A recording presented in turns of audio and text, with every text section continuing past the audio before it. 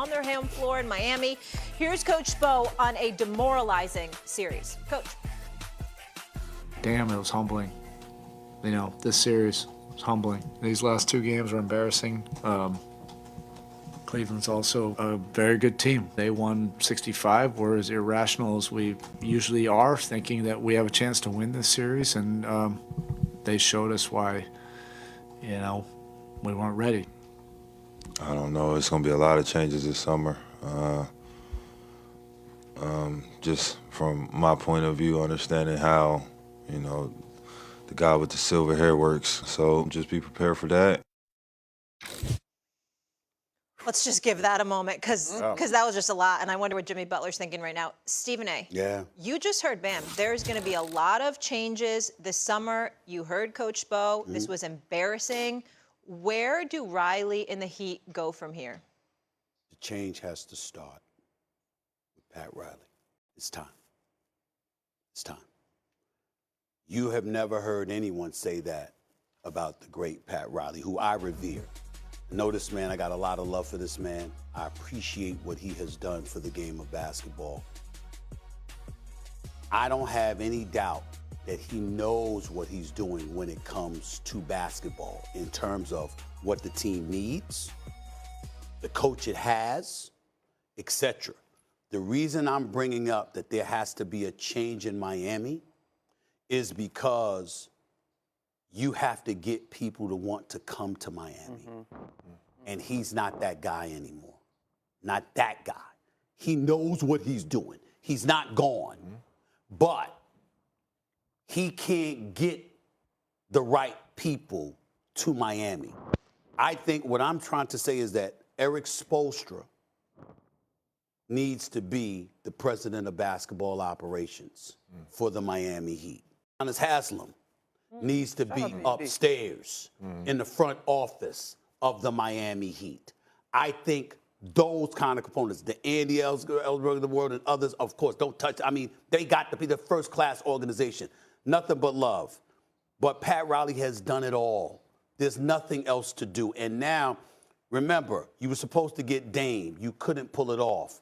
You couldn't get Kevin Durant there. You don't hear about people clamoring to come to South. Okay, that's what I need to pause on, Stephen A. South Beach. Stephen A. Smith. I don't want to gloss over everything you just said about Pat Riley, because that is significant. Very but the fact that you are saying on national television, I know I'm biased, but it is challenging to get NBA players to want to come to Miami. Yes. Like, that's bad. Yes. Okay. Yes.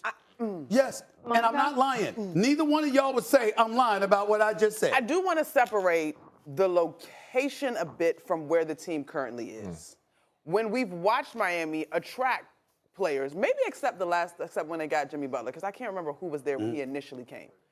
There was an infrastructure. When we talk about guys that want to move in free agency or get out of their contracts, just like Jimmy forced his way to Golden State, they want to go somewhere that is a piece or two away. Not like Milwaukee, then duplicate Milwaukee, but make it in Miami. And so I think I don't know if it's all Pat Riley, but for so long, they have extended the window under him and been good enough and had a special talent like Jimmy Butler. And so now you look at it, this was a play-in team and they got swept. I got more. But go ahead, Carlos. I got more, because I got more to tell you. Okay. But go ahead. Yeah, I don't necessarily disagree with what you said, Stephen. I honestly, first of all, a lot of love for Pat Riley. A lot of love. A godfather for this game. Helped out so many people. Had incredible. What'd you say on the other show? CVS receipt. He has a resume longer than a CVS receipt. It's unbelievable what he's done for the game of basketball. But, you know, Nick Arison can move up.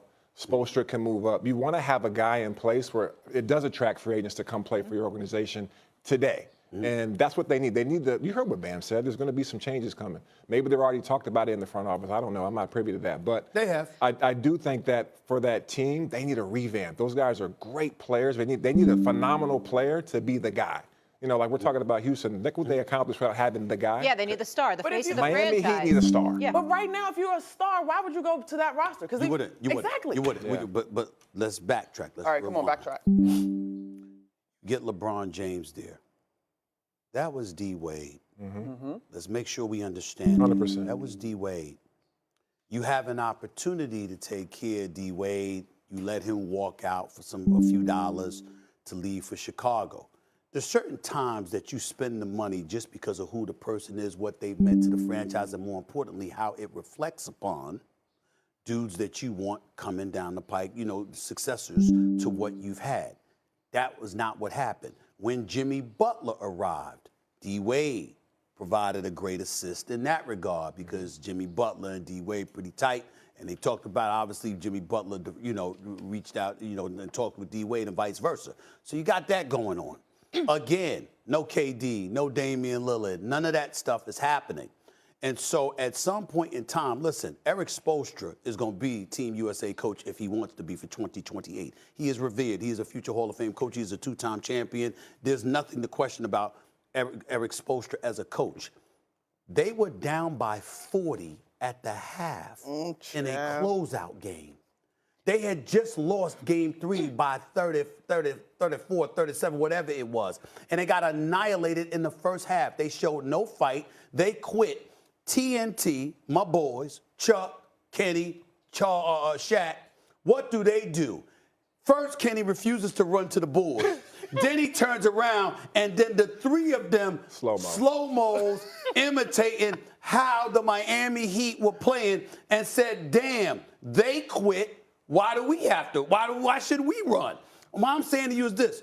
You don't say things like that about a Pat Riley team for decades. Okay. It has changed. The coach has changed. It's not his fault. It catches us up to us all. He knows what he's doing. It's just that he can't get it done because he's not going to be able to attract any players to want to come. Here's my question to you, though. Is he that big of an impediment that if that front office change isn't made, they can't get a guy like Giannis potentially this summer? I believe so. And the reason why I feel that way is because nobody wants to hear about Heat culture anymore, which is synonymous with him. With Spoelstra, everything, sometimes you need to change. Remember when the Miami Dolphins let go of Don Shula? Yep. And we were sitting there, and we were sitting there like this. I love Don Shula, right? But damn, you were there for 30 plus years. When Jimmy Johnson came in and they let go of Tom Landry, it's not about throwing shade on somebody. It's about saying you had your time. It has been there a long time. Okay. Miami is not relevant anymore. And to get back to that, to ask Riley to do that. We have to leave it there. Really quick before I push it forward, give me one name you'd like to see play in Miami next year. I love Giannis. But that's Milwaukee South right now. So Booze? I don't know if I have a name right now. Okay. All right. Giannis with Bam, and you can't get Giannis without giving it. You can't happen. But Giannis with a Bam and a Tyler Hero, I don't mind that. All right. I don't mind that. We'll get into that a little more later, but you guys. Give up assets to get them. Let's get to your Knicks. It's been a physical, gritty. Don't be so confident.